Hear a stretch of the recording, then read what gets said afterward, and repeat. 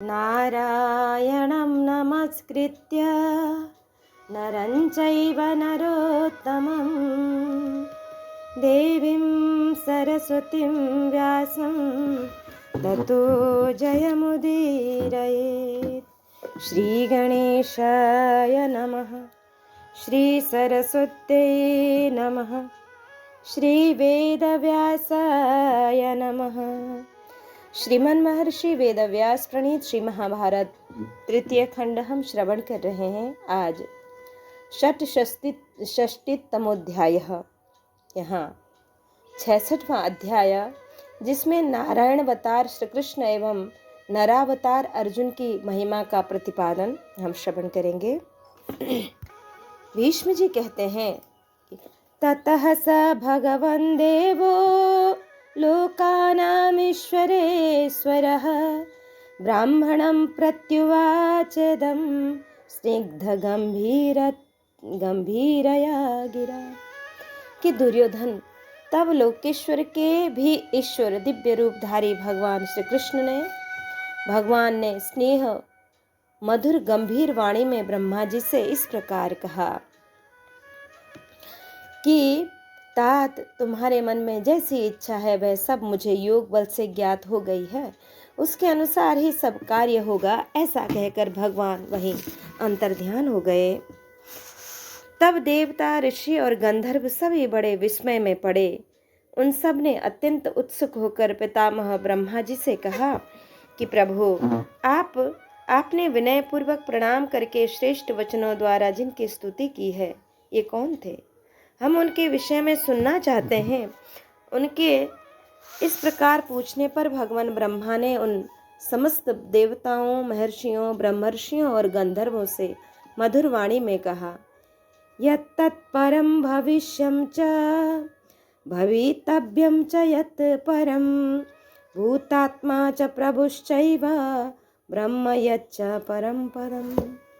श्रेष्ठ देवताओं, जो परम तत्व है, भूत, भविष्य और वर्तमान, तीनों जिनके उत्कृष्ट स्वरूप हैं, जो इन सब के विलक्षण हैं, सबसे विलक्षण हैं, जिन्हें संपूर्ण भूतों का आत्मा और सर्वशक्तिमान प्रभु कहा गया है, जो परम ब्रह्म और परम पद के नाम से विख्यात हैं, उन्हीं परमात्मा ने मुझे दर्शन देकर मुझसे प्रसन्न हो बातचीत की है। मैंने उन जगदीश्वर से संपूर्ण जगत पर कृपा करने के लिए यूं प्रार्थना की है कि प्रभु, आप वासुदेव नाम से विख्यात होकर इस काल तक मनुष्य लोक में रहें और असुरों के वध के लिए इस भूतल पर अवतीर्ण हों। जो दैत्य, दानव तथा राक्षस संग्राम भूमि में मारे गए थे, वे मनुष्य लोक में उत्पन्न हुए हैं और अत्यंत बलवान होकर जगत के लिए भयंकर बन बैठे हैं। उन सब का वध करने के लिए सबको वश में करने वाले भगवान नारायण नर के साथ मनुष्य योनि में अवतीर्ण होकर भूतल पर विचरेंगे। ऋषियों में श्रेष्ठ और पुरातन महर्षि अमित तेजस्वी नर और नारायण हैं। वे एक साथ मानव लोक में अवतीर्ण होंगे। युद्ध भूमि में यदि वे विजय के लिए यत्नशील हों तो संपूर्ण देवता भी उन्हें परास्त नहीं कर सकते। मूढ़ मनुष्य उन नर नारायण ऋषि को नहीं जान सकते। संपूर्ण जगत का स्वामी मैं ब्रह्मा उन भगवान का ज्येष्ठ पुत्र हूँ। तुम सब लोगों को उन सर्वलोकेश्वर, लोक महेश्वर भगवान वासुदेव की आराधना करनी चाहिए। सुरश्रेष्ठ गण, शंख, चक्र और गदा धारण करने वाले उन महापराक्रमी भगवान वासुदेव का ये मनुष्य हैं, ऐसा समझकर अनादर नहीं करना चाहिए। ये भगवान ही परम गुह्य हैं, ये ही परम पद हैं, ये ही परम ब्रह्म हैं और ये ही परम यश हैं, ये ही अक्षर, अव्यक्त एवं सनातन तेज हैं। ये ही पुरुष नाम से कहे जाते हैं, किंतु इनका वास्तविक रूप जाना नहीं जा सकता। यही विश्व सृष्टा ब्रह्मा जी के द्वारा परम सुख, परम तेज और परम सत्य कहे गए हैं।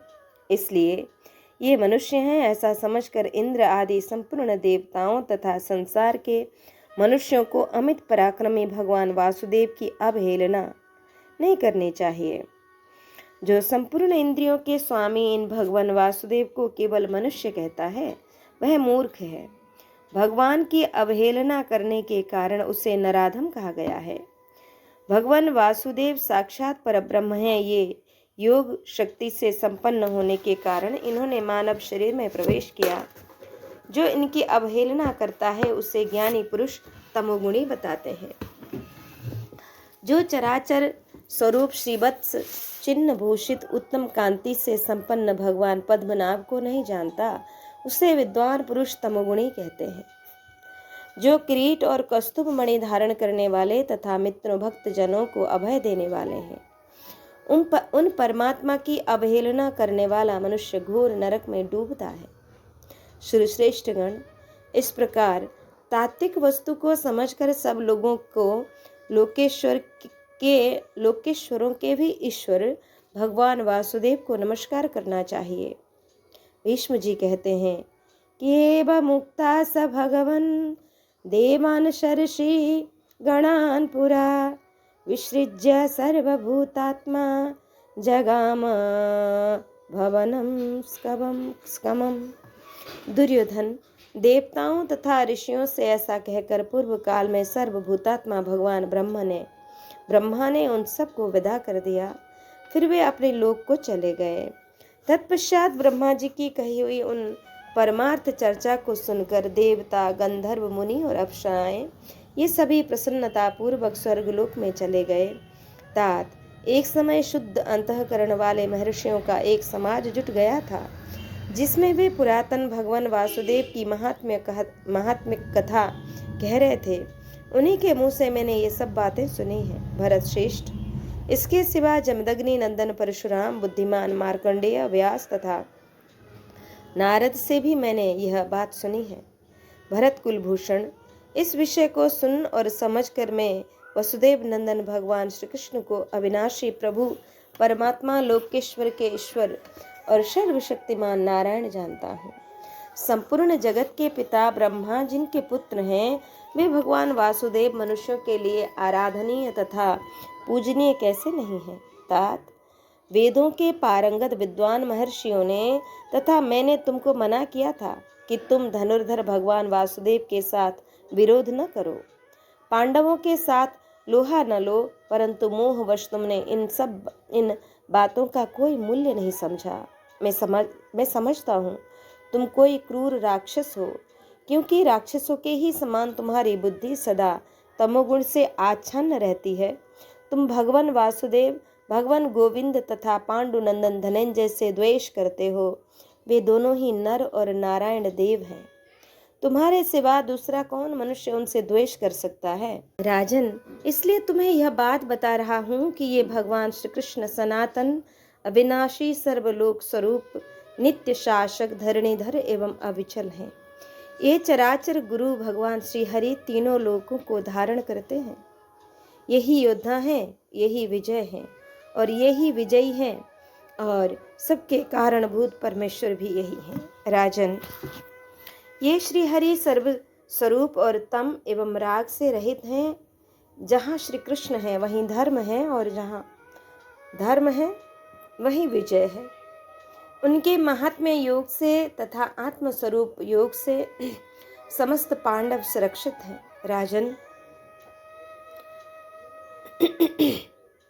राजन, इसलिए इनकी विजय होगी। वे पांडवों को सदा कल्याणमयी बुद्धि प्रदान करते हैं, युद्ध में बल देते हैं और भय से नित्य उनकी रक्षा करते हैं। भारत, जिनके विषय में तुम मुझसे पूछ रहे हो वे सनातन देवता, सर्वगुह्यमय, कल्याण स्वरूप परमात्मा ही वासुदेव नाम से जानने योग्य हैं। ब्राह्मण, क्षत्रिय, वैश्य और शुभ लक्षण संपन्न शूद्र ये सभी नित्य तत्पर होकर अपने कर्मों द्वारा इनकी सेवा पूजा करते हैं। द्वापर युग के अंत और कलयुग के आदि में शंकरषण ने श्री कृष्णोपासना की विधि का आश्रय ले इन्हीं की महिमा का गान किया है। यही श्री कृष्ण नाम से विख्यात होकर इस लोक की रक्षा करते हैं। ये भगवान वासुदेव ही युग युग में देवलोक, मर्त्यलोक तथा समुद्र से घिरी हुई द्वारिका नगरी का निर्माण करते हैं, और ये ही बारंबार मनुष्य लोक में अवतार धारण ग्रहण करते हैं।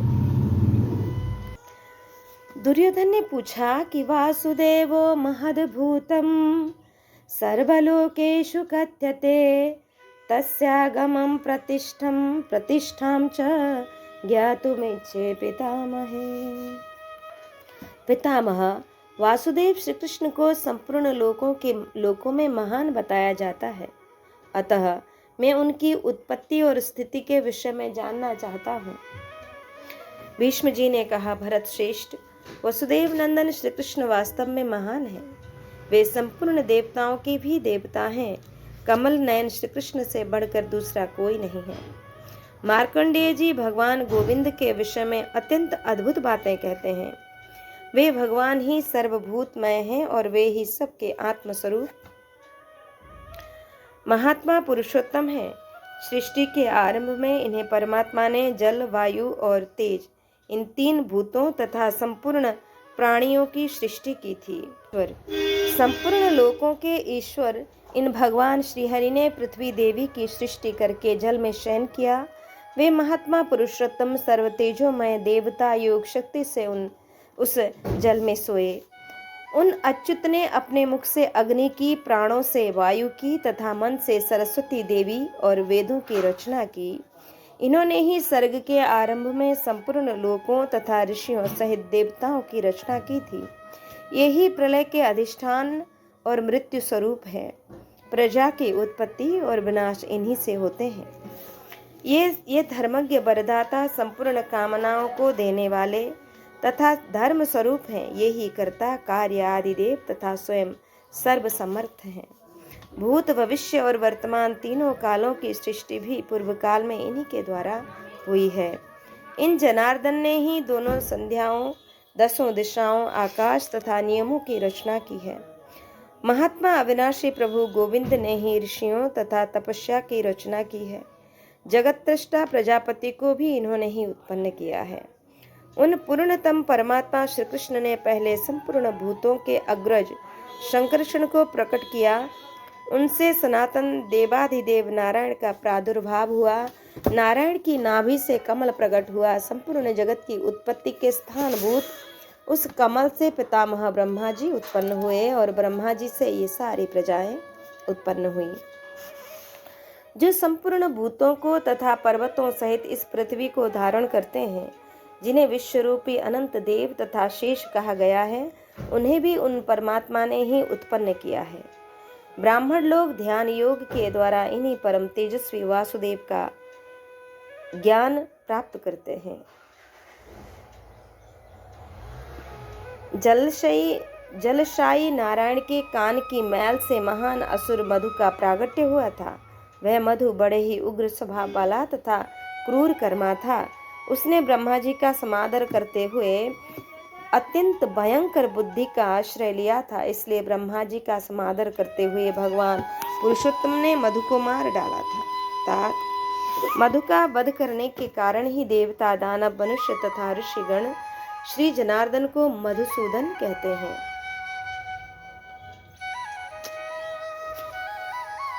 तात वे ही भगवान समय समय पर वराह, नृसिंह और वामन के रूप में प्रकट हुए हैं। ये श्री हरि ही समस्त प्राणियों के पिता और माता हैं। इन कमल नयन भगवान से बढ़कर दूसरा कोई तत्व न हुआ है, न होगा। राजन, इन्होंने अपने मुख से ब्राह्मणों, दोनों भुजाओं से, क्षत्रियों जंघों से, जंघा से, वैश्य और चरणों से शूद्रों का उत्पन्न किया। जो मनुष्य तपस्या में तत्पर हो, संशय नियम का पालन करते हुए अमावस्या और पूर्णिमा के समस्त देहधारियों के आश्रय ब्रह्म एवं योग स्वरूप भगवान के शिव की आराधना करता है, वह परम पद को प्राप्त कर लेता है। नरेश्वर, संपूर्ण लोकों के पितामह भगवान श्री कृष्ण परम तेज हैं। मुनिजन इन्हें ऋषिकेश भी कहते हैं। इस प्रकार इन भगवान गोविंद को तुम आचार्य, पिता और गुरु समझो।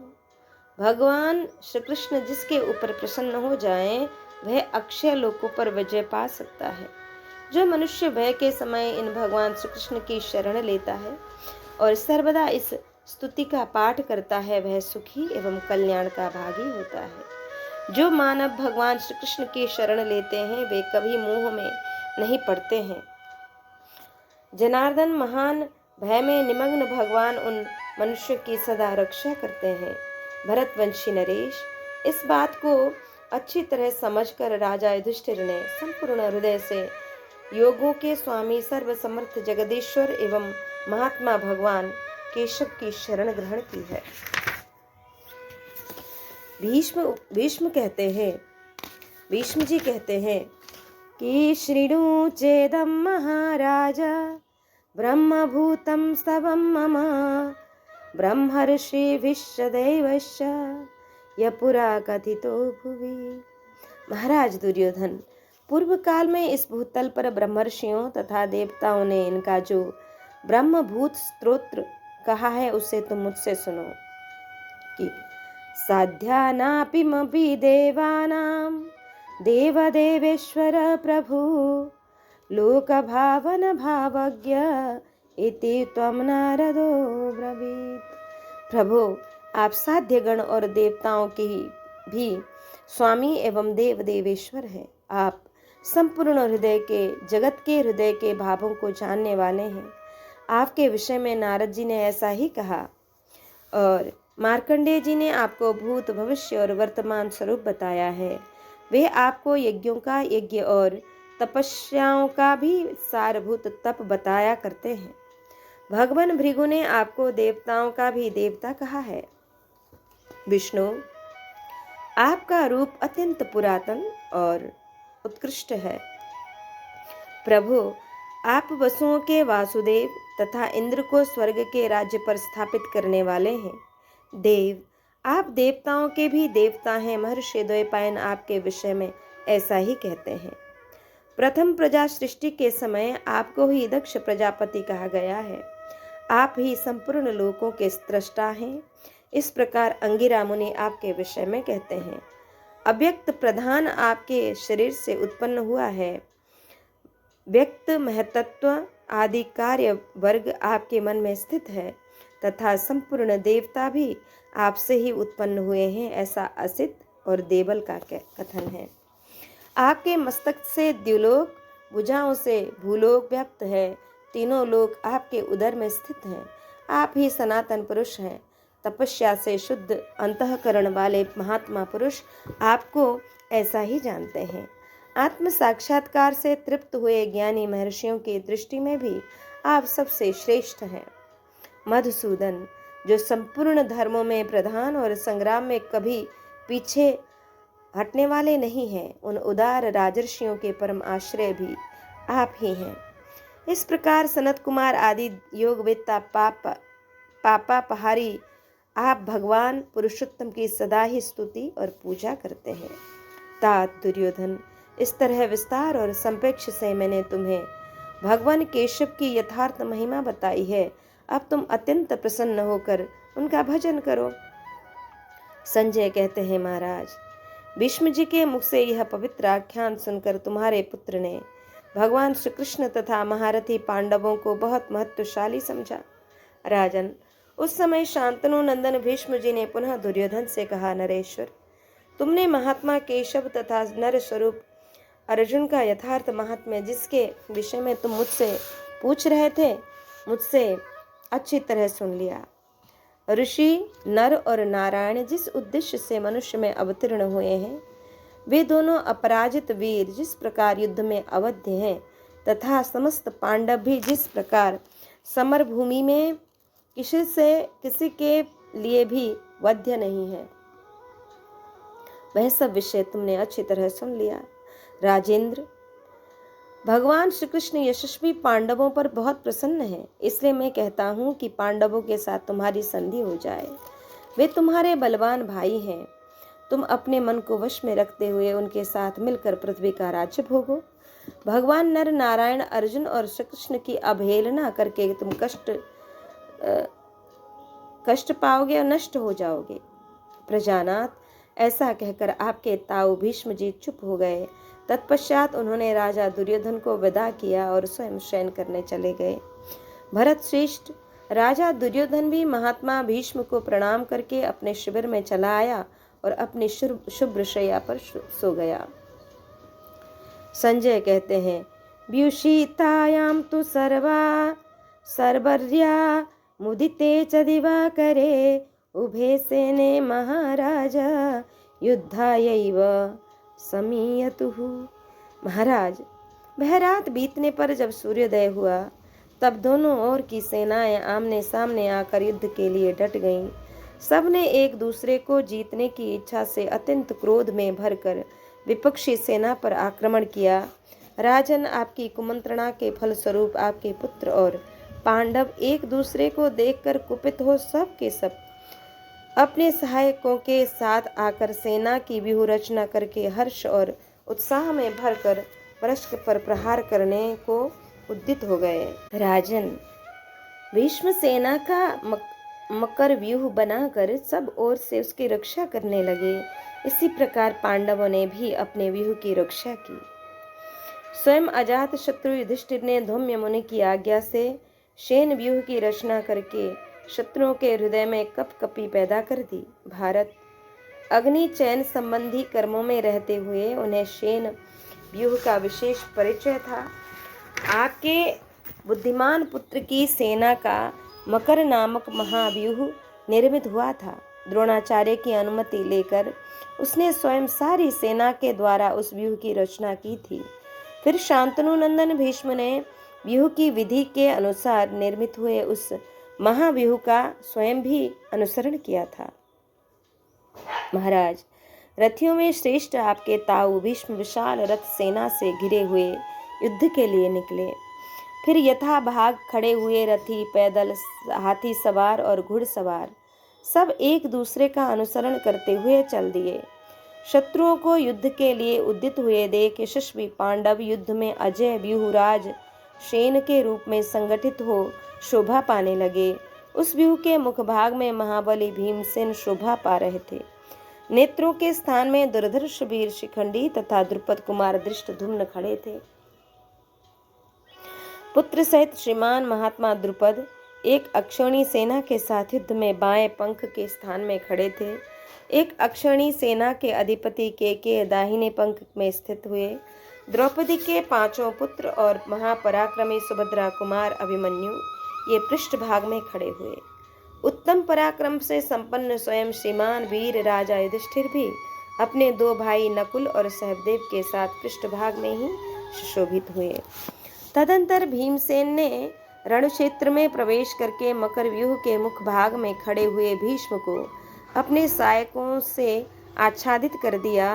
भारत, तब उस महासमर में पांडवों की उस व्यूहबद्ध सेना को मोहित करते हुए भीष्म उस पर खड़े बड़े बड़े अस्त्रों का प्रयोग करने लगे।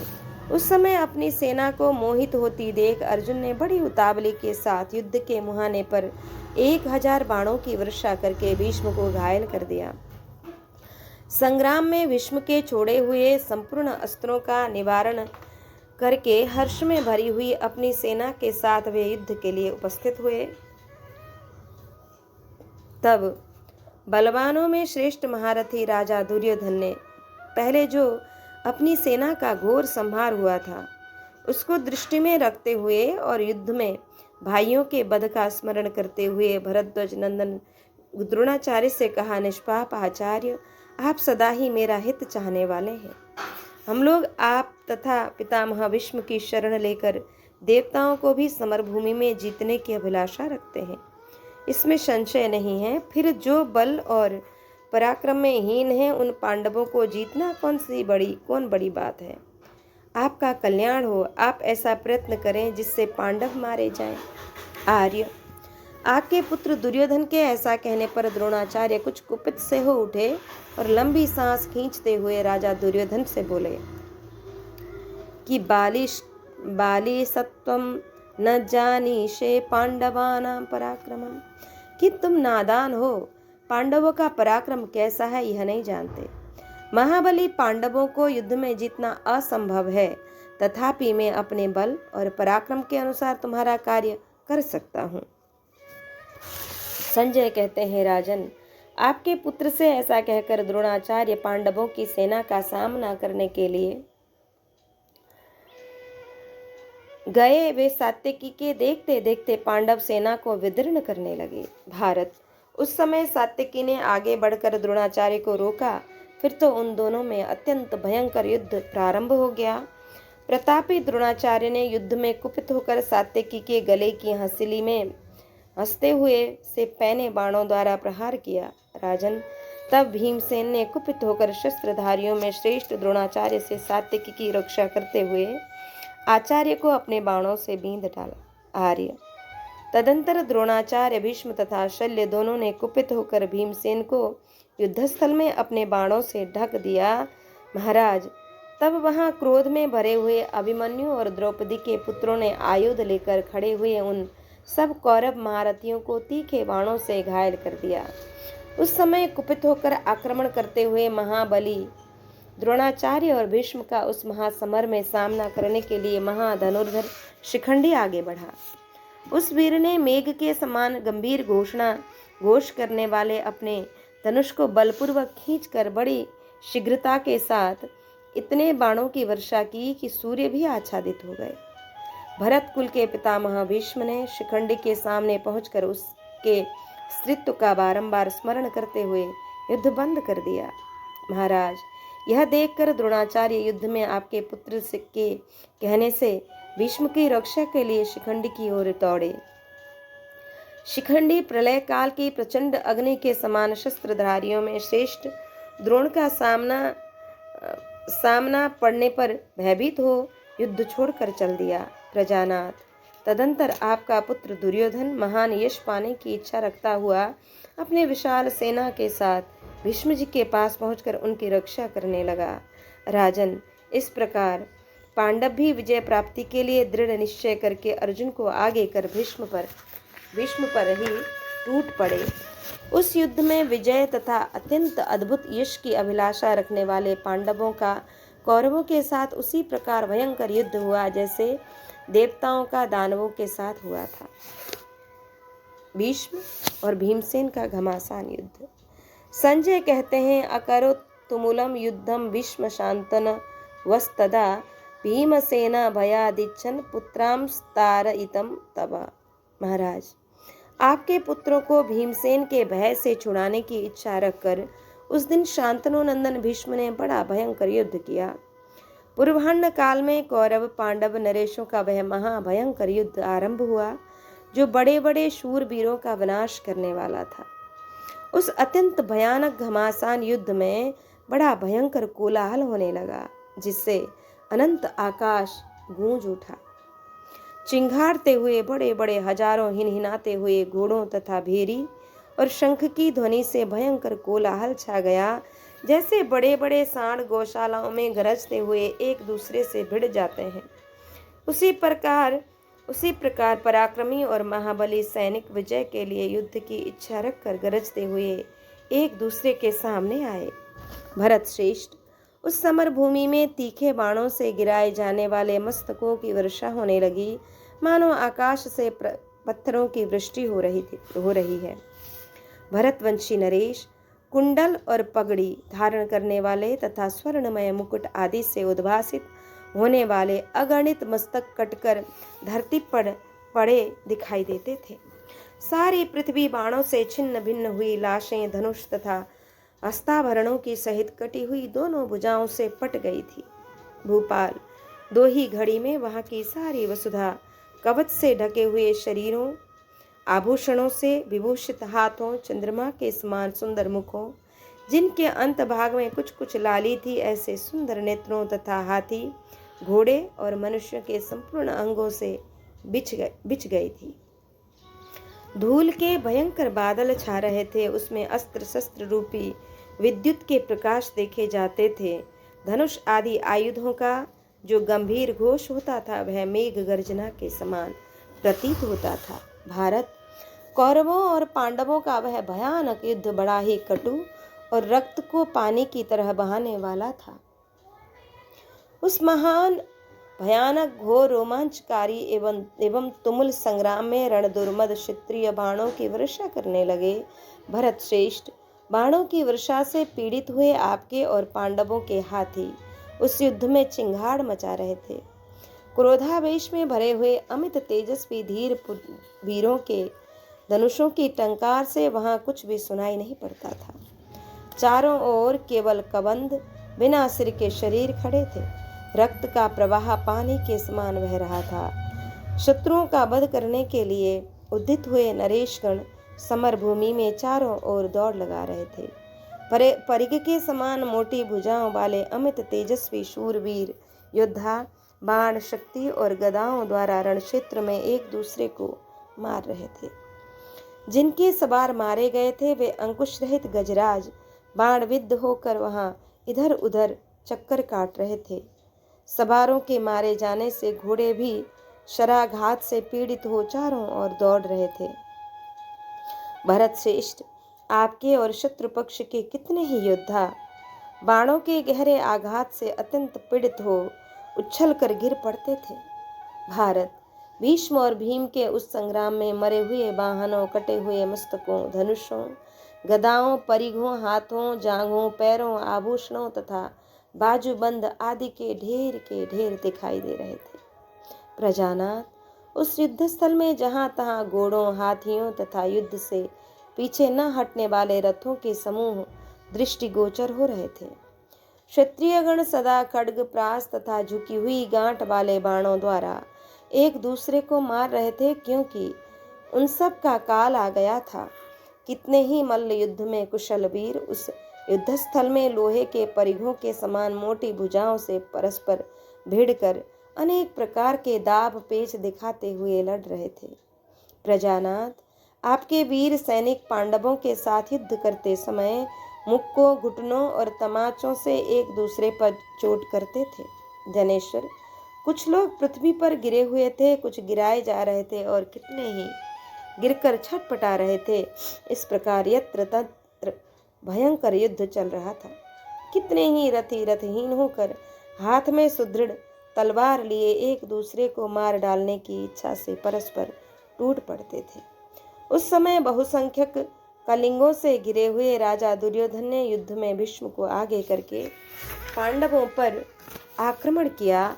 इसी प्रकार क्रोध में भरे हुए समस्त पांडवों ने भी भीमसेन को घेर कर भीष्म पर धावा किया। फिर दोनों पक्षों में भयंकर युद्ध होने लगा। संजय कहते हैं कि दृष्ट्वा भीष्मेण संसक्तान् भ्रातृतन्यांश्च पार्थिवान् समभ्यधावद गांगेयमुद्यतास्त्रो धनंजय। महाराज, अपने भाइयों तथा दूसरे राजाओं को भीष्म के साथ उलझा हुआ देख अस्त्र उठाए हुए अर्जुन ने भी गंगानंदन भीष्म पर धावा किया। पांचजन्य शंख और गांडीव धनुष का शब्द सुनकर तथा अर्जुन के ध्वज को देखकर हमारे सब सैनिकों के मन में भय समा गया। महाराज, अर्जुन का ध्वज सिंह पुच्छ के समान वानर की पूंछ से युक्त था। वह प्रज्वलित पर्वत सा दिखाई देता था, वृक्ष में कहीं भी अटकता नहीं था। आकाश में उदित हुए धूमकेतु सा दृष्टि गोचर होता था। वह अनेक रंगों से सुशोभित विचित्र दिव्य एवं बानर चिन्ह से युक्त था। इस प्रकार हमने गांडीवधारी अर्जुन के उस ध्वज को उस समय देखा। उस महान समर में हमारे पक्ष के योद्धाओं ने सुवर्णमय पीठ से युक्त गांडीव धनुष को आकाश के भीतर मेघों की घटा में चमकती हुई बिजली के समान देखा।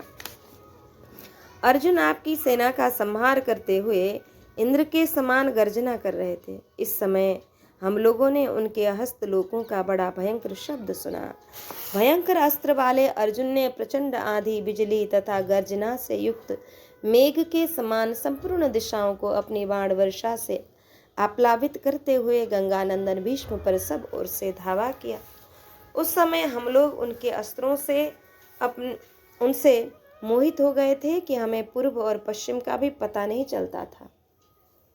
भरत श्रेष्ठ, आपके सभी योद्धा घबरा कर यह सोचने लगे कि अब हम किस दिशा में जाएं। उनके सारे वाहन थक गए थे, कितनों के घोड़े मार डाले गए थे, उन सब का हार्दिक उत्साह नष्ट हो गया था। वे सब के सब एक दूसरे से सटकर आपके पुत्रों के साथ भीष्म जी की ही शरण में छिपने लगे। उस युद्धस्थल में उन्हीं केवल शांतनु नंदन भीष्म ही आर्त सैनिकों को शरण देने वाले प्रतीत हुए। वे सभी लोग ऐसे भयभीत हो गए कि रथी रथों से और घुड़सवार घोड़ों की पीठ से गिरने लगे तथा पैदल सैनिक भी पृथ्वी पर लोटपोट हो गए। भारत बिजली की गड़गड़ाहट के समान गांडीव का गंभीर घोष सुनकर हमारे समस्त सैनिक भयभीत हो लुकने और छिपने लगे थे।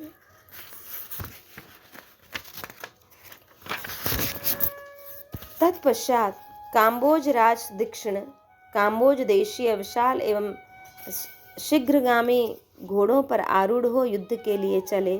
उनके साथ गोपायन नाम वाले कई हजार गोप सैनिक थे। प्रजानाथ समस्त कलिंग देशीय प्रमुख वीरों से घिरे हुए कलिंग राज भी युद्ध के लिए आगे बढ़े। उनके साथ मद्र, सौबीर, गांधार और त्रिगर्त देशीय योद्धा भी मौजूद थे। उनके सिवा राजा जयद्रथ संपूर्ण राजाओं को साथ ले दुशासन को आगे करके चला। उनके साथ भी अनेक जनपदों के लोगों की पैदल सेना मौजूद थी। इसके सिवा आपके पुत्र की आज्ञा से 14,000 अच्छे घुड़सवार सुबल पुत्र शकुनी को घेर कर खड़े हुए। भरत श्रेष्ठ फिर पृथक पृथक रथ और वाहन लिए आपके पक्ष के ये सब महारथी वीर समरांगण में अर्जुन पर अस्त्र शस्त्रों का प्रहार करने लगे। इधर चेदी और काशी देश के पैदल सैनिक के साथ तथा पांचाल और शिंजे के रथियों सहित धृष्टद्युम्न आदि समस्त पांडव वीर धर्मपुत्र युधिष्ठिर की आज्ञा से समर भूमि में आपके सैनिकों का संहार करने लगे। रथियों, हाथियों, घोड़ों और पैदलों के पैरों से उड़ी हुई धूल राशि ने मेघों की भारी घटा के समान आकाश में व्यक्त होकर उस युद्ध को भयंकर बना दिया। भीष्म, तोमर, नाराज और प्रास आदि धारण करने वाले हाथी सवार, घुड़सवार तथा रथारोही योद्धाओं की विशाल बाहिनी के साथ किरीटधारी अर्जुन से भिड़ गए। फिर अवंती नरेश काशीराज के साथ, सिंधुराज जयद्रथ भीमसेन के साथ तथा और पुत्रों और मंत्रियों सहित अजात शत्रु राजा युधिष्ठिर यशस्वी मद्रराज शल्य के साथ युद्ध करने लगे। प्रजानाथ विकर्ण सहदेव के साथ और चित्रसेन शिखंडी के साथ भिड़ गए। मत्स्य देशीय योद्धाओं ने दुर्योधन और शकुनी का सामना किया। द्रुपद, चेकितान और महारथी सात्यकी ये अश्वत्थामा सहित महामना द्रोण से भिड़ गए। कृपाचार्य और कृतवर्मा इन दोनों ने धृष्टद्युम्न पर धावा किया। इस प्रकार अपने अपने घोड़ों को आगे बढ़ाकर तथा हाथी एवं रथों को घुमाकर समस्त सैनिक सब ओर युद्ध करने लगे। प्रजानाथ बिन बादल के ही दूसह बिजलियां चमकने लगी। संपूर्ण दिशाएं धूल से भर गईं और भयंकर वज्रपात की सी आवाज के साथ बड़ी बड़ी उल्काएं गिरने लगीं। बड़े जोर की आंधी उठ गई, धूल की वर्षा होने लगी। सेना के द्वारा उड़ाई हुई धूल से आकाश में सूर्यदेव छिप गए। उस समय समस्त प्राणियों पर बड़ा भारी मोह छा गया, क्योंकि वे धूल से तो दबे ही थे, अस्त्रों के समुदाय से भी पीड़ित हो रहे थे। वीरों की भुजाओं से छूटकर सब प्रकार के आभरणों, कवच आदि का भेदन करने वाले बाण समूह के भयानक आघात सब ओर हो रहे थे। भरत श्रेष्ठ उत्तम भुजाओं द्वारा ऊपर उठाए हुए नक्षत्रों के समान निर्मल एवं चमकीले अस्त्र आकाश में प्रकाश फैला रहे थे।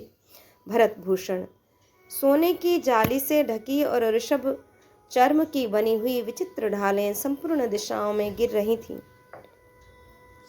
सूर्य के समान चमकीले खड़ों के सब ओर काट कर गिराए जाने वाले शरीर और मस्तक संपूर्ण दिशाओं में दृष्टिगोचर हो रहे थे। कितने ही महारथियों के रथों के पहिए धुरे और भीतर की बैठकें टूट फूट कर नष्ट हो गईं। बड़ी बड़ी ध्वजाएं खंडित होकर गिर गईं। घोड़े मार दिए गए और वे महारथी स्वयं भी मारे जाकर धरती पर जहां तहां गिर पड़े। उस युद्धस्थल में कितने ही घोड़े अस्त्र शस्त्रों के आघात से घायल होकर अपने रथियों के मारे जाने के बाद भी रथ खींचते हुए भागते और गिर पड़ते थे। भारत कितने ही उत्तम घोड़ों के शरीर बाणों से आहत होकर क्षत विक्षत हो गए थे, तो भी रथ के साथ रस्सी से बंधे हुए थे, इसलिए रथ के जुओं को इधर उधर खींचते रहते थे। राजन कितने ही रथारोही युद्धस्थल में एक ही महाबली गजराज के द्वारा घोड़ों और सारथियों सहित कुचले हुए दिखाई पड़ते थे। समस्त सेनाओं में भीषण मारकाट मची हुई थी और बहुत से हाथी गंध युक्त गजराज के मद की गंध सूंघकर उसी के भ्रम में निर्बल हाथी को भी मार गिराने के लिए पकड़ लेते थे।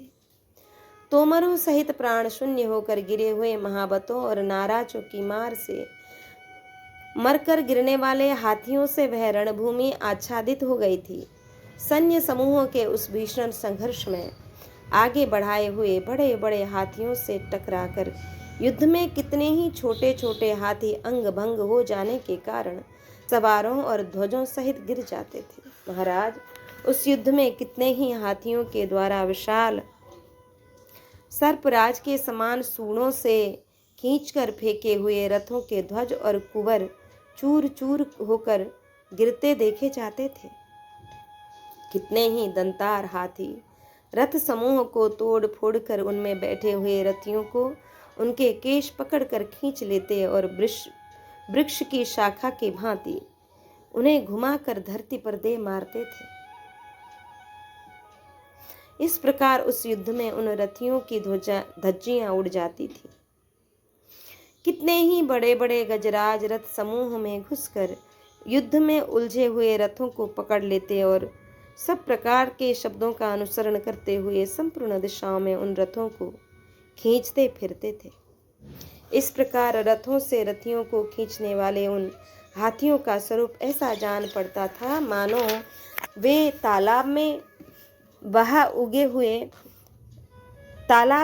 उगे हुए कमलों का समूह खींच रहे हों। इस तरह सवारों, पैदलों और ध्वजों सहित महारथियों के शरीर से वह विशाल युद्धस्थल पट गया था। संजय कहते हैं, महाराज, मत्स्य नरेश विराट के साथ मिलकर शिखंडी ने अत्यंत दुर्जय महाधनुर्धर भीष्म पर शीघ्रता पूर्वक चढ़ाई की। उस समय अर्जुन ने उस रणभूमि में महाधनुर्धर एवं महाबली द्रोण, कृपाचार्य, विकर्ण तथा अन्य बहुत से शूरवीर नरेशों को अपने बाणों द्वारा पीड़ा पहुंचाई। नृपश्रेष्ठ इस प्रकार मंत्री और बंधुओं सहित महाधनुर्धर सिंधुराज जयद्रथ पर, पूर्व और दक्षिण के भूमिपालों पर तथा आपके अमर्षशील पुत्र महान धनुर्धर दुर्योधन एवं दूसह पर भीमसेन ने आक्रमण किया। सहदेव ने शकुनी और महारथी उलू, इन दोनों दुर्जय महाधनुर्धर पिता पुत्रों पर धावा किया। महाराज, आपके पुत्र द्वारा ठगे गए महारथी राजा युधिष्ठिर ने संग्राम में गजसेना पर आक्रमण किया। माद्री कुमार पांडुनंदन नकुल युद्ध में बड़े बड़े शूरवीरों को रुलाने वाले थे। उन्होंने त्रिगर्तों की सेना के साथ युद्ध ठाना। सात्यकी, चेकितान और महारथी अभिमन्यु ने समरभूमि में कुपित होकर शाल्वों तथा केकयों पर धावा किया। दृष्टकेतु, राक्षस घटोत्कच और नकुल पुत्र श्रेष्ठ रथी शतानीक, इन अत्यंत दुर्जय वीरों ने समरांगण में आपकी रथ सेना पर आक्रमण किया। राजन, अनंत आत्मबल से संपन्न पांडव सेनापति महाबली धृष्टद्युम्न ने संग्राम भूमि में भयंकर कर्म करने वाले द्रोणाचार्य से लोहा लिया। इस प्रकार ये आपके महाधनुर्धर वीर शूरवीर योद्धा पांडवों के साथ समरभूमि में युद्ध करने लगे।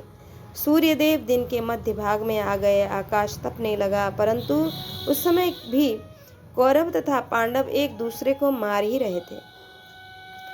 जिन पर ध्वजा और पताकाएं फहरा रही थीं, जिनका एक एक अवयव सुवर्ण भूषित हो विचित्र शोभा धारण करता था तथा जिन पर व्याघ्र के चर्म का आवरण पड़ा हुआ था, ऐसे अनेक रथ उस समरांगण में विचरते हुए शोभा पा रहे थे। समर में एक दूसरे से भिड़कर परस्पर विजय पाने की इच्छा वाले शूरवीर सिंह के समान गर्जना कर रहे थे और उनका वह तुमुल नाद सब ओर गूंज रहा था। राजन, हमने वहां अत्यंत भयंकर और अद्भुत संग्राम देखा, जिसे रणवीर श्रृंजयों ने कौरवों के साथ किया था। शत्रुओं को संताप देने वाले नरेश, वहां चारों ओर इतने बाण छोड़े गए थे कि उनसे आच्छादित हो जाने के कारण हम आकाश, सूर्य, दिशा तथा विदिशाओं को भी नहीं देख पाते थे। चमकती हुई धार वाली शक्तियां चलाए जाते हुए तोमरों और पानीदार तलवारों की प्रभा नील कमल के समान सुशोभित हो रही थी। वे तथा विचित्र कवचों और आभूषणों के प्रभा समूह आकाश, दिशा एवं कोणों को अपने तेज से प्रकाशित कर रहे थे। राजन, चंद्रमा और सूर्य के समान प्रकाशित होने वाले राजाओं के शरीरों से वह समरांगण यत्र तत्र सर्वत्र शोभा पा रही थी। राजन, रथों के समूह और नरश्रेष्ठ नरेश गण युद्ध में आते हुए उसी प्रकार शोभा पा रहे थे जैसे आकाश में ग्रह नक्षत्र सुशोभित होते हैं। रथियों में श्रेष्ठ भीष्म ने कुपित होकर सब सेनाओं के देखते देखते महाबली भीमसेन को रोक दिया। उस समय पत्थर पर रगड़कर तेज किए हुए सुवर्णमय पंख से युक्त और तेल के धोए तीखे बाण भीष्म के हाथ से छूटकर समर भूमि में भीमसेन को चोट पहुंचाने लगे। भारत, तब महाबली भीमसेन ने क्रोध में भरे हुए विषधर सर्प के समान भयंकर महावेगशालिनी शक्ति भीष्म पर छोड़ी। उसमें सोने का डंडा लगा हुआ था, उसको सह लेना बहुत ही कठिन था। उससे सहसा आते देख भीष्म ने झुकी हुई गांठ वाले बाणों द्वारा युद्ध भूमि में काट गिराया। भरत नंदन, तदंतर एक तीखे और पानीदार भल्ल से उन्होंने भीमसेन के धनुष के 2 टुकड़े कर दिए। महाबली भीमसेन उसे कटे हुए धनुष को फेंक कर दूसरा धनुष ले बहुत से बाणों द्वारा युद्धस्थल में शांतनु नंदन भीष्म को अत्यंत पीड़ा दी। उन्होंने जनेश्वर, तत्पश्चात उस युद्ध में सात्विकी ने शीघ्र ही आपके ताऊ भीष्म के पास पहुंचकर धनुष को कानों तक खींच कर चलाए हुए बहुत से तीखे एवं तेज सहायकों द्वारा उन्हें बहुत पीड़ा दी। तब भीष्म ने अत्यंत भयंकर तीक्ष्ण बाण का संधान करके सात्विकी के रथ से उनके सारथी को मार गिराया। राजन, रथ सारथी के मारे जाने पर सात्विकी के घोड़े वहां से भाग चले। मन और वायु के समान वेग वाले वे घोड़े घोड़ों ने जिधर राह मिली उधर ही दौड़ने लगे। इससे सारी सेना में कोलाहल मच गया। महात्मा पांडवों के दलों में हाहाकार होने लगा। अरे दौड़ो, पकड़ो, घोड़ों को रोको, भागो, सात्विकी के रथी, और इस तरह शब्द गूंजने लगा। इसी बीच में शांतनु नंदन भीष्म ने पांडव सेना का उसी प्रकार विनाश आरंभ कर दिया जैसे देवराज इंद्र आसुरी सेना का संहार करते हैं। भीम के द्वारा पीड़ित हुए पांचाल और सोमग युद्ध का दृढ़ निश्चय लेकर भीष्म की ही ओर दौड़े। धृष्टद्युम्न आदि समस्त पांडव योद्धा आपके पुत्र की सेना को जीतने की इच्छा से युद्ध में शांतनु नंदन भीष्म पर ही चढ़ाए। राजन, इसी प्रकार भीष्म, द्रोण आदि कौरव योद्धा भी बड़े वेग से पांडव सेना पर टूट पड़े। फिर तो दोनों दलों में भयंकर युद्ध होने लगा। यहाँ विराट, भीष्म, अश्वत्थामा, अर्जुन, दुर्योधन, भीमसेन तथा अभिमन्यु और लक्ष्मण के द्वंद्व युद्ध हम श्रवण करेंगे। संजय कहते हैं, विराटो त्रिभिर्बाणैर्भीष्ममार्च्छन् महारथं विबाध्य तुरगांश्चास्य त्रिभिर्बाणैः महारथ। राजन, महारथी राजा विराट ने 3 बाण मारकर महारथी भीष्म को पीड़ित किया और 3 ही बाणों से उनके घोड़ों को भी घायल कर दिया। महाधनुर्धर, महाबली तथा शीघ्रता पूर्वक हाथ चलाने वाले शांतनु नंदन भीष्म ने सोने के पंख वाले 10 बाण मारकर विराट को भी घायल कर दिया। भयंकर धनुष धारण करने वाले महारथी अश्वत्थामा ने अपने हाथ की दृढ़ता का परिचय देते हुए गांडीवधारी अर्जुन की छाती में 6 बाणों से प्रहार किया। तब शूरवीरों का नाश करने वाले शत्रुसूदन अर्जुन ने अश्वत्थामा का धनुष काट दिया और उसे 3 तीखे बाणों द्वारा अत्यंत घायल कर दिया। राजन, युद्ध में अर्जुन के द्वारा अपने धनुष का काटा जाना अश्वत्थामा को सहन न हुआ। उस वेगशाली वीर ने क्रोध से मूर्छित होकर तुरंत ही दूसरा धनुष ले 90 पैने बाणों द्वारा अर्जुन को और 70 श्रेष्ठ सहायकों द्वारा श्री कृष्ण को घायल कर दिया। तब श्री कृष्ण सहित अर्जुन ने क्रोध से लाल आंखें करके बारंबार गरम गरम सांस, लंबी लंबी सांस खींचकर सोच विचार करने के पश्चात धनुष को बाएं हाथ से दबाया। फिर उन शत्रुसूदन गांडीवधारी पार्थ ने कुपित हो झुकी हुई गांठ वाले कुछ भयंकर बाण हाथ में लिए, जो जीवन का अंत करने वाले थे। बलवानों में श्रेष्ठ अर्जुन ने उन बाणों द्वारा तुरंत ही समरांगण में अश्वत्थामा को घायल किया। वे बाण उसका कवच फाड़कर उस युद्धस्थल से उसके शरीर का रक्त पीने लगे, किंतु गांडीवधारी अर्जुन के द्वारा विदीर्ण किए जाने पर भी अश्वत्थामा व्यथित नहीं हुआ।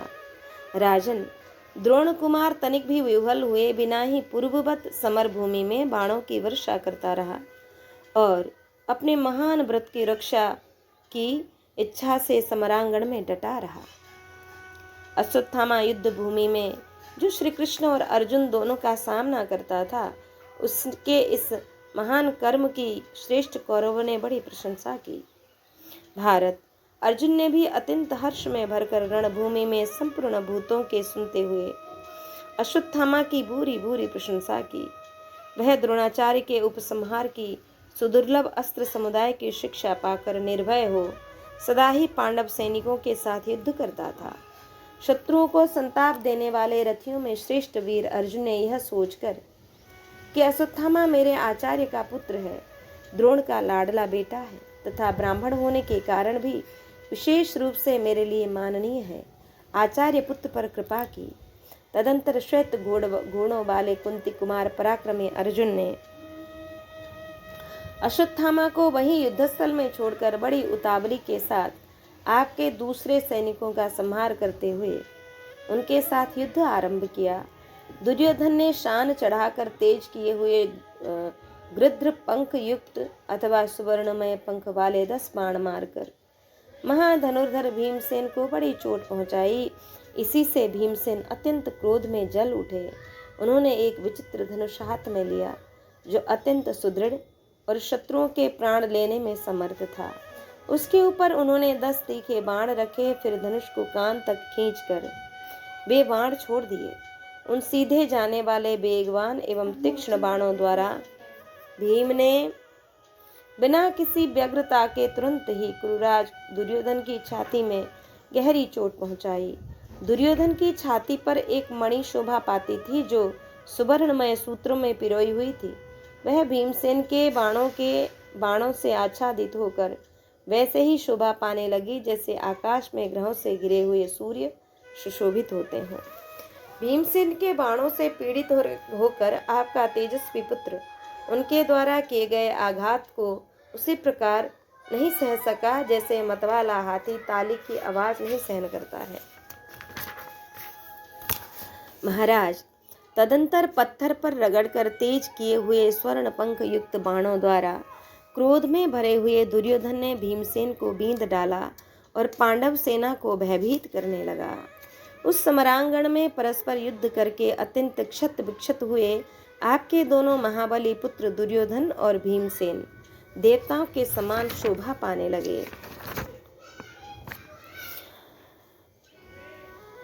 शत्रु वीरों का नाश करने वाले सुभद्रा कुमार अभिमन्यु ने नरश्रेष्ठ चित्रसेन को 10 और पुरुमित्र को 7 बाणों से बींध डाला।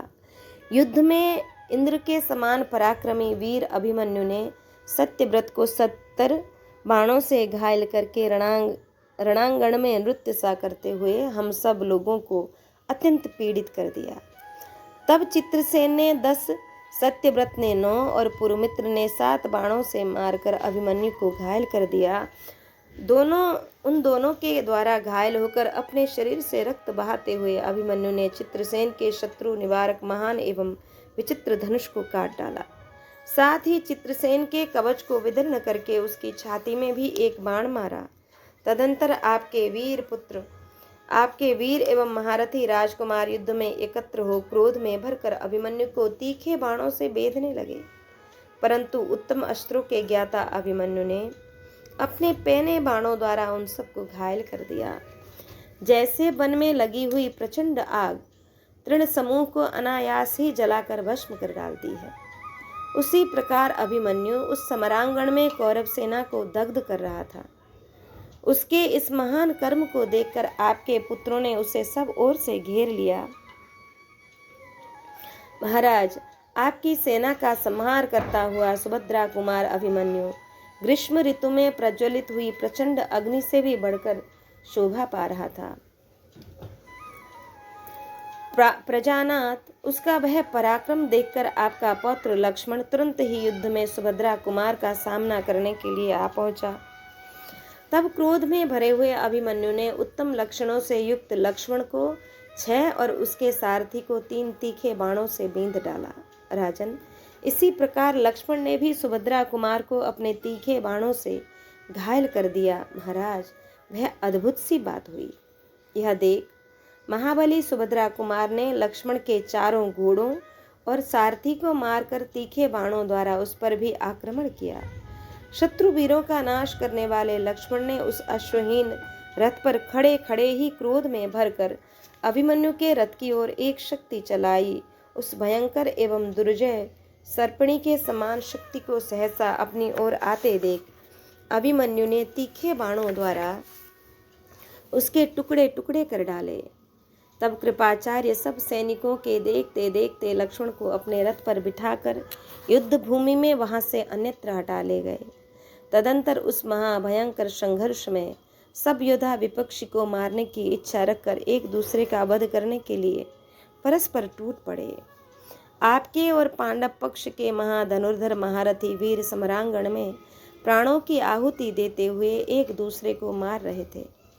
कवच और रथ से रहित हो धनुष कट जाने पर अपने बाल खोले हुए कितने ही सृंजय वीर कौरवों के साथ केवल भुजाओं द्वारा मल्ल युद्ध कर रहे थे। तब महाबली महाबाहु भीष्म अत्यंत कुपित हो अपने दिव्यास्त्रों द्वारा महामना पांडवों की सेना का संहार करने लगे। उस समय वहां मारे और गिराए गए हाथी, घोड़े, मनुष्य, रथी और सवारों द्वारा सारी पृथ्वी आच्छादित हो गई थी। संजय कहते हैं कि अथ राजन महाबाहु सात्यकिर युद्ध दुर्मदः विकृष्य चापम समरे भारसाः महानुत्तमम्। राजन, महाबाहु सात्यकी युद्ध में उन्मत्त होकर लड़ने वाले थे। उन्होंने युद्ध में भार सहन करने में समर्थ और परम उत्तम धनुष को बलपूर्वक खींचकर विषधर सर्प के समान भयानक पंख युक्त बाणों से बाण छोड़े। बाणों को छोड़ते समय सात्यकी ने अपने उस प्रगाढ़ शीघ्रकारी और विचित्र हस्तलाघव का परिचय दिया जिसे उन्होंने पूर्व काल में अपने सखा अर्जुन से सीखा था।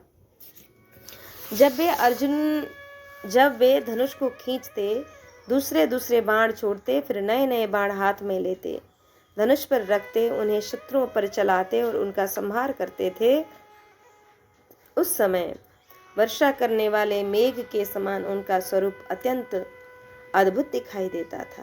भारत, उस समय उन्हें युद्ध में बढ़ते देख राजा दुर्योधन ने उनका सामना करने के लिए 10,000 रथियों की सेना भेजी, परंतु श्रेष्ठ धनुर्धर पराक्रमी सत्य पराक्रमी शक्तिशाली सात्यकी ने उन समस्त धनुर्धर योद्धाओं को अपने दिव्यास्त्र के द्वारा मार डाला। यह भयंकर कर्म करके फिर धनुष लिए वीर सात्यकी ने युद्धस्थल में भूरिश्रवा पर आक्रमण किया। सात्यकी ने आपकी सेना को मार गिराया। यह देखकर कुरुकुल की कीर्ति बढ़ाने वाले भूरिश्रवा अत्यंत कुपित हो उनकी ओर दौड़ा। महाराज, उसका विशाल धनुष इंद्र के समान बहुरंगा था। उसे खींचकर भूरिश्रवा ने अपने हस्त लाघव का परिचय देते हुए वज्र के समान दुस्सह और विषैले सर्पों के तुल्य भयंकर सहस्त्रों बाण छोड़े। उन बाणों का स्पर्श मृत्यु के तुल्य था। राजन, उस समय सात्यकी के साथ आए हुए सैनिक उन सहायकों का वेग न सह सके। नरेश्वर, युद्ध भूमि में वे रण दुर्मद सात्यकी को वहीं छोड़कर सब ओर भाग निकले। सात्यकी के 10 बलवान पुत्र थे। उनके कवच, आयुध और ध्वज सभी विचित्र थे। वे सब के सब महारथी कहे जाते थे। वे युद्ध स्थल में युपचिन्हित ध्वजा वाले महारथी भूरिश्रवा को देखकर उसके पास आए और अत्यंत क्रोध पूर्वक उससे इस प्रकार बोले कि महाबली कौरव पुत्र, आओ, इस समर भूमि में हम सब लोगों के साथ अथवा पृथक पृथक एक एक के साथ युद्ध करो। या तो तुम युद्ध में हमें पराजित करके यश प्राप्त करो अथवा हम तुम्हें परास्त करके पिता की प्रसन्नता बढ़ाएं। तब उन शूरवीरों के ऐसा कहने पर अपने पराक्रम की श्लाघा करने वाला महाबली नरश्रेष्ठ भूरिश्रवा उन्हें युद्ध के लिए उपस्थित देख उनसे इस प्रकार बोला, वीरों, यदि तुम्हारा ऐसा विचार है तो तुम लोगों ने यह बड़ी अच्छी बात कही है। तुम सब लोग एक साथ सावधान होकर यत्न पूर्वक युद्ध करो। मैं इस रणभूमि में तुम सब लोगों को मार गिराऊंगा। भूरिश्रवा के ऐसा कहने पर शीघ्रता करने वाले उन महाधनुर्धर वीरों ने बड़ी भारी बाण वर्षा करते हुए शत्रु दमन भूरिश्रवा पर आक्रमण किया। महाराज, अपराह्न काल में उस समरांगण में एकत्र हुए बहुत से वीरों के साथ एक वीर का भयंकर युद्ध प्रारंभ हुआ। नरेश्वर, जैसे मेघ वर्षा काल में मेरु पर्वत पर जल की बूंदें बरसाते हैं, ठीक उसी प्रकार सबने मिलकर रथियों में श्रेष्ठ एकमात्र भूरिश्रवा पर बाणों की वर्षा आरंभ कर दी। उनके छोड़े हुए यमदंड और वज्र के समान प्रकाशित होने वाले भयंकर बाणों को अपने पास पहुंचने से पहले ही महारथी भूरिश्रवा ने बिना किसी घबराहट के शीघ्रता पूर्वक काट गिराया। वहां हम सब ने सोमदत्त पुत्र भूरिश्रवा का अद्भुत पराक्रम देखा। वह अकेला होने पर भी बहुत से वीरों के साथ निर्भीक सा युद्ध करता था। राजन, उन 10 महारथियों ने वहां बाणों की वर्षा करके महाबाहु भूरिश्रवा को चारों ओर से घेर कर उसे मार डालने की तैयारी की। भरतवंशी नरेश, उस समय क्रोध में भरे हुए भूरिश्रवा ने उन महारथियों के साथ युद्ध करते हुए ही समर भूमि में उनके धनुष काट डाले। भरत श्रेष्ठ, उनके धनुष कट जाने पर झुकी हुई गांठ वाले बाणों से भूरिश्रवा ने उनके मस्तक भी समर भूमि में काट गिराए। राजन, वे 10 वीर वज्र के मारे हुए वृक्षों की भांति रणभूमि में मरकर गिर पड़े। उन महाबली पुत्रों को संग्राम में मारा गया देख वीरवर सात्विकी ने गर्जना करते हुए वहां भूरिश्रवा पर आक्रमण किया। वे दोनों महाबली समरांगण में अपने रथ के द्वारा दूसरे के रथ को पीड़ा देने लगे। उन्होंने आपस में एक दूसरे के रथ और घोड़ों को नष्ट कर दिया। इस प्रकार रथहीन हुए वे दोनों महाबली उछलते कूदते हुए एक दूसरे का सामना करने लगे। वे दोनों पुरुष सिंह हाथ में बड़ी बड़ी तलवारें और सुंदर ढालें लिए युद्ध के लिए उद्यत होकर बड़ी शोभा पा रहे थे। वे तलवारों की मार से एक दूसरे को अत्यंत घायल करने लगे। खड्ग के आघात से पीड़ित हो दोनों ही पृथ्वी पर रक्त बहाने लगे। उनके सारे अंग रक्त रंजित हो रहे थे तथा वे रणदुर्जय महापराक्रमी वीर खिले हुए 2 पलाश वृक्षों की भांति अत्यंत शोभित होने लगे। राजन, तदंतर उत्तम खड्ग धारण करने वाले सात्विकी के पास पहुंचकर भीमसेन ने उस समय तुरंत उन्हें अपने रथ पर बिठा लिया। महाराज, इसी प्रकार आपके पुत्र दुर्योधन ने भी युद्धस्थल में समस्त धनुर्धरों के देखते देखते भूरिश्रवा को तुरंत अपने रथ पर चढ़ा लिया। भरत श्रेष्ठ, उस समय क्रोध में भरे हुए पांडव उस युद्ध में महारथी भीष्म के साथ युद्ध करने लगे। जब सूर्य अस्ताचल के पास पहुंचकर लाल होने लगे उस समय अर्जुन ने बड़ी उतावली के साथ बाण वर्षा करके 25,000 महारथियों को मार डाला। वे सब के सब दुर्योधन की आज्ञा से अर्जुन का संहार करने के लिए आए थे, परंतु वे सब उस समय आग में गिरे हुए पतंगों की भांति उसके पास आते ही नष्ट हो गए। अर्जुन के पास आते ही वे सब नष्ट हो गए। तदंतर धनुर्विद्या में प्रवीण मत्स्य और केकय देश के वीर अभिमन्यु आदि पुत्रों से युक्त महारथी अर्जुन को घेर कर कौरवों से युद्ध के लिए खड़े हो गए। इसी समय सूर्य अस्ताचल को चले गए। तब आपके समस्त सैनिकों पर मोह छा गया। महाराज, तब आपके ताऊ देवव्रत ने संध्या के समय अपनी सेना को पीछे हटा लिया। उसके वाहन बहुत थक गए थे। उनके सारे वाहन बहुत थक गए थे। पांडवों और कौरवों के पारस्परिक संघर्ष में दोनों ही सेनाएं अत्यंत उद्विग्न हो उठी थीं। अतः वे अपनी अपनी छावनी को चली गईं। भारत तदंतर संजयों सहित पांडव और कौरव अपने शिविर में जाकर वहां विधिपूर्वक विश्राम करने लगे। इस प्रकार श्री महाभारत भीष्म पर्व के अंतर्गत भीष्म वध पर्व में 5वें दिवस के युद्ध की समाप्ति विषय यह 74वां अध्याय यहाँ पूर्ण हुआ। आज के पारायण को श्री ठाकुर जी के चरण कमल में अर्पित कर यहाँ विश्राम लेंगे। श्री कृष्ण गोविंद हरे मुरारे, हे नाथ नारायण वासुदेव, अनंत वैकुंठ मुकुंद कृष्ण, गोविंद दामोदर माधवेति, हे कृष्ण हे यादव हे सखेति, गोविंद दामोदर माधवेति। श्री कृष्णार्पणमस्तु।